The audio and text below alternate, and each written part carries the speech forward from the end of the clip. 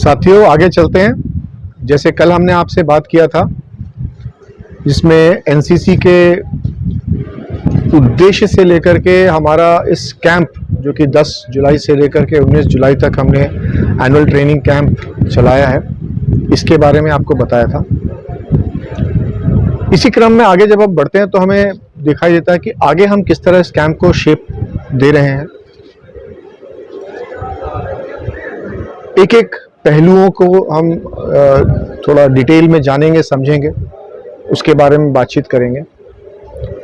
सबसे पहले ड्रिल के बारे में आपको सूचित करना चाहता हूं कि हमने इस पूरे कैंप को, जिसमें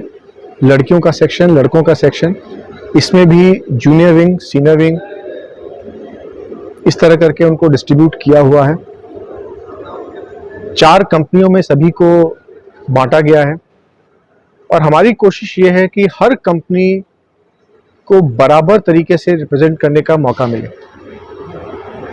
जिसके अंदर जूनियर सेक्शन भी हो, जिसके अंदर सीनियर सेक्शन भी हो, जिसके अंदर बराबर मात्रा में लड़कियां भी हो, जिसके अंदर बराबर मात्रा में लड़के भी हो। उनका फिजिकल स्टेटस, हाइट और बाकी पैरामीटर्स को ध्यान में रखते हुए इनका डिस्ट्रीब्यूशन किया गया था शुरू में ही, जिस दिन वो हमारे पास कैंप में आए थे। इसके आगे अब जब हम ड्रिल की कार्रवाई शुरू करेंगे या बाकी ट्रेनिंग एस्पेक्ट्स की कार्रवाई शुरू करेंगे तो हम ये कोशिश करेंगे कि अलग अलग तरीके के कॉम्पिटिशन्स, अलग अलग तरीके के जो रिक्वायरमेंट है उसको ध्यान में रखते हुए इनको फर्दर ट्रेन करें। इनकी बेसिक ट्रेनिंग जो कैंप की होती है, फील्ड कंडीशन की होती है, वो तो चल ही रही है, ये पूरे 10 दिन तक लगातार चलेगी। लेकिन अगर हम स्पेसिफिक बात करें तो मान लीजिए ड्रिल की बात करें तो उसमें हाथ ड्रिल, जिसमें इनको जो मार्चिंग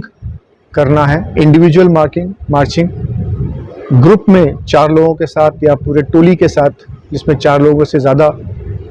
की स्ट्रेंथ है, उसमें मार्किंग।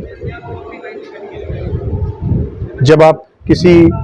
एस्कॉर्ट की ड्यूटी करते हैं, किसी जगह पे एस्कॉर्ट का काम करते हैं, तो उस समय आपकी रिक्वायरमेंट क्या होती है, उस हिसाब से इनकी मार्किंग रिक्वायरमेंट्स।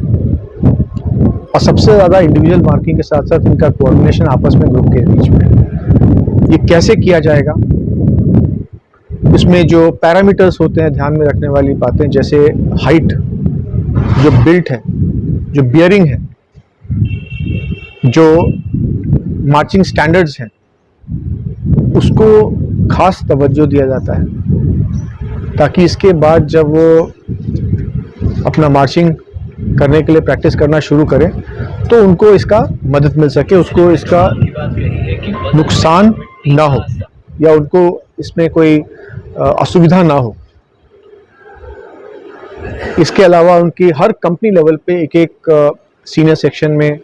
एक एक जूनियर सेक्शन में, इनमें इनका टीम तैयार किया जाता है। जूनियर सेक्शन को शुरुआत में अभी कराया जाता है, जिसमें कम से कम उनके आपस में तालमेल को समझने में उनको मदद मिलती है, ताकि वो जब वो सीनियर सेक्शन में आए, सीनियर विंग की तरफ आए, तो वो एक और बेटर मैच्योर्ड कैडेट की तरह परफॉर्म कर सके, चीज़ों को बहुत अच्छी तरह से सीख सके और प्रैक्टिस कर सके। हम यहाँ पर खास चीज़ों का ध्यान ये रख रहे हैं कि जो सीनियर सेक्शन है वो कहीं पर भी किसी भी समय उनको टास्क दिया जा सके तो परफॉर्म कर सके, और जूनियर सेक्शन को पूरी जानकारी दी जाए कि उनका पूरा ड्रिल्स है क्या। इसी तरह फायरिंग में किस तरह उसको लेट के पोजीशन लेना है, किस तरह उसको एम करना है, किस तरह उसको हथियार को अपने कंधे से सेट करना है, किस तरह उसने अपनी आंखें बंद करके टारगेट को एम करना है, किस तरह उसने ट्रिगर ऑपरेशन करना है ताकि वो गोली टारगेट छोड़ के दाएं बाएं ना जा सके, और अंत में प्रैक्टिस, फायरिंग प्रैक्टिस रेंज पे जा करके एक्चुअल की, इन सब चीज़ों के बारे में जानकारी दी जाएगी। और मैं एक चीज़ और बताना चाहूँगा कि ये सब चीज़ों का अंत में कंपटीशन के तौर पे हम कल्मिनेशन करेंगे, जहाँ पर उनको पहले से बता दिया गया है कि बेस्ट फायरर हो या बेस्ट इन ड्रिल हो, बेस्ट टोली हो, इनका उसको इनाम दिया जाएगा, उनको पुरस्कार देकर के उनको प्रोत्साहित किया जाएगा। गेम्स, अलग अलग तरीके के गेम्स हैं जिसमें हैंडबॉल हो गया, रग्बी हो गया, फुटबॉल हो गया, वॉलीबॉल हो गया, खो खो हो गया, कबड्डी हो गया। इन तरह के गेम्स को एनकरेज किया जा रहा है। कंपनी लेवल पे इनकी टीम बनाई जा रही है जिसमें senior wing and junior wing दोनों शामिल होकर खेलेंगे। लीग बेसिस पे इनका मैच कराया जाएगा। इनका सिलेक्शन से लेकर के कंपटीशन तक का कंप्लीट प्रोसीजर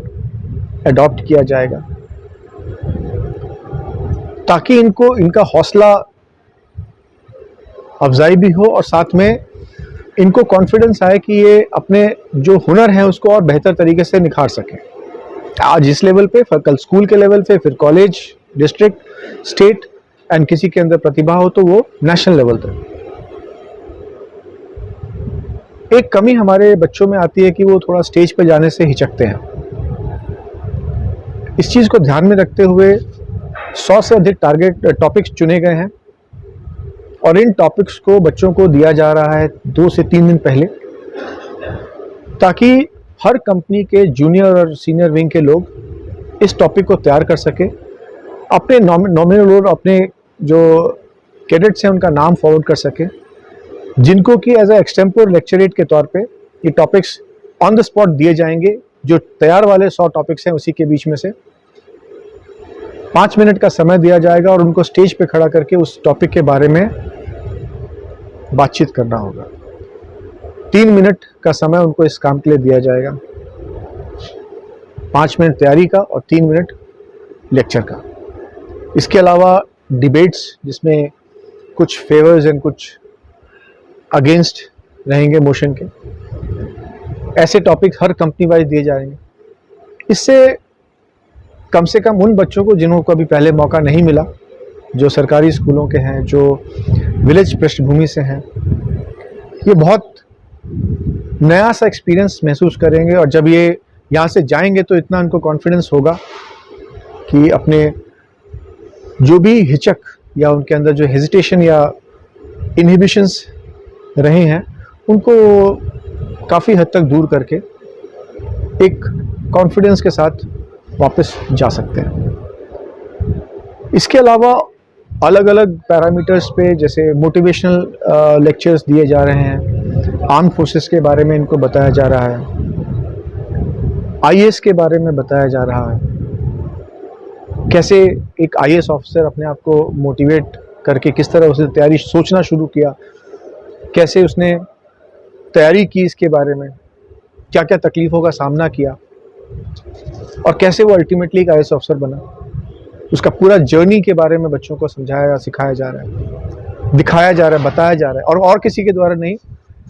हमारे डिस्ट्रिक्ट के जो आईएएस अधिकारी हैं उनके द्वारा खुद, जो कि एक लोकल भी हैं, इसी प्रदेश से आते हैं, उनके द्वारा बताया जा रहा है। डॉक्टर्स जो कि मेडिकल कॉलेज में शिक्षक भी हैं, डॉक्टर्स भी हैं, वो खुद अपना एक्सपीरियंस इसी तरह लोगों से शेयर कर रहे हैं, बच्चों से शेयर कर रहे हैं, ताकि वो भी समझ सकें कि ये कोई ऐसा सपना नहीं जो कि वो पूरा देख नहीं सकते और ना उसको पूरा करने में असमर्थ हैं, वो सब कुछ कर सकते हैं। पुलिस अधिकारी आएंगे, वो उनको बताएंगे, ताकि बच्चा मोटिवेट होकर यहाँ से एटलीस्ट सपना देखना शुरू कर सके। इसके अलावा डिज़ास्टर मैनेजमेंट, अलग अलग सिचुएशंस आती हैं डिस्ट्रिक्ट के अंदर, गांव के अंदर, अपने इलाके के अंदर, तो ये बच्चे वो हैं जो डिस्ट्रिक्ट एडमिनिस्ट्रेशन की मदद करके या उनकी मदद से या वाइस वर्सा डिस्ट्रिक्ट एडमिनिस्ट्रेशन इनकी मदद से बहुत अच्छे से अपने इलाके में, अपने डिस्ट्रिक्ट में लोगों की जान बचा सकते हैं, बेसिक सुविधाएं मुहैया करा सकते हैं डिस्ट्रिक्ट एडमिनिस्ट्रेशन की मदद से, और इस तरह के काम में एटलीस्ट भागीदार बन सकते हैं।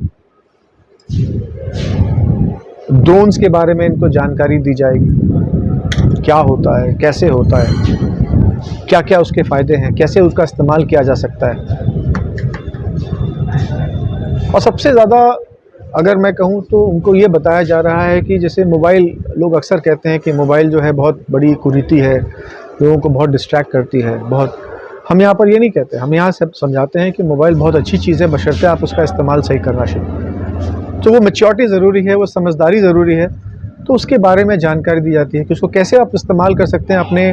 मकसद को पूरा करने के लिए, अपनी जानकारी को बढ़ाने के लिए, अपने सपनों को पूरा करने के लिए, और कैसे अपने इस सफ़र में उसका सदुपयोग कर सकते हैं। किसी से अपने आप को बचाने से ज़्यादा अच्छा है कि उसका मैं इस्तेमाल करके, अपने सही इस्तेमाल करके उसको अपने सफ़र में साथी बनाऊं। यही चीज़ हम बच्चों को एनकरेज करके उनको यहाँ पर सिखा रहे हैं। डिसिप्लिन का वैल्यू,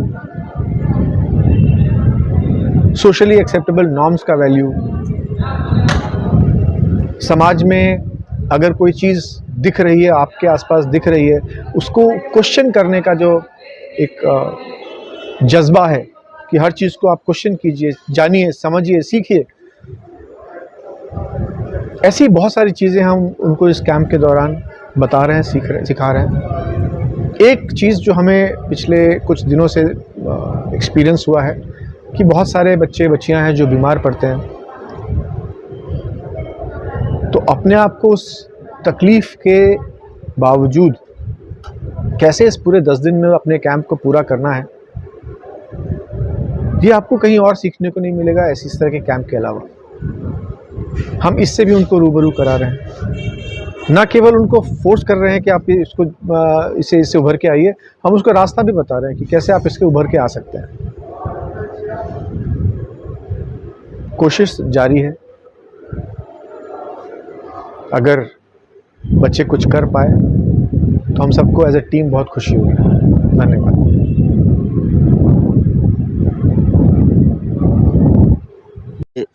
सत्रह बिहार बटालियन एनसीसी सहरसा के लेफ्टिनेंट कर्नल पीके चौधरी साहब को सुन रहे थे, जो कि अभी 10 दिवसीय एनसीसी कैंप के कैंप कमान अधिकारी भी हैं। और अब हम लोग कैप्टन गौतम कुमार जी से जानेंगे कि यह कैंप कैसे चल रहा है। बहुत लंबे अरसे के बाद मधेपुरा के धरती पर हमारे 17 बिहार बटालियन एनसीसी सहरसा के नवनियुक्त कमांडिंग ऑफिसर कर्नल पीके चौधरी सर के द्वारा एक चुनौती को स्वीकार करते हुए मधेपुरा में हम कैंप लगाने का निर्णय लिए, और यह 10 जुलाई से चल रहा है। यहाँ पर चुनौती भी था, लेकिन कैंप बड़ी कुछ असुविधा के साथ, लेकिन अब पूरे अच्छे ढंग से यह कैंप चल रहा है। कैंप में जो कैडेटों को मुख्य रूप से ड्रिल और वेपन ट्रेनिंग, एमआर, एफसीबीसी, इसके अलावा कई प्रकार के कंपटीशन भी आयोजन किया गया है, जिसमें कैडेट अपना प्रतिभा को निखार सकेंगे, जैसे वॉलीबॉल, फुटबॉल, कबड्डी, खो खो एवं कल्चरल प्रोग्राम। जो विभिन्न ज़िले से कैडेट आए हैं वह अपने जो संस्कृति है वह भी लास्ट दिन कैंप में अपना प्रदर्शन करेंगे और एक दूसरे के संस्कृति से मिलना जुलने का काम करेंगे। यह कैंप हमारे ख्याल से कैडेटों के लिए बहुत ही लाभप्रद होगा, और कर्नल पीके चौधरी सर के नेतृत्व में पुनः मैं आग्रह करूंगा कि यहाँ कैंप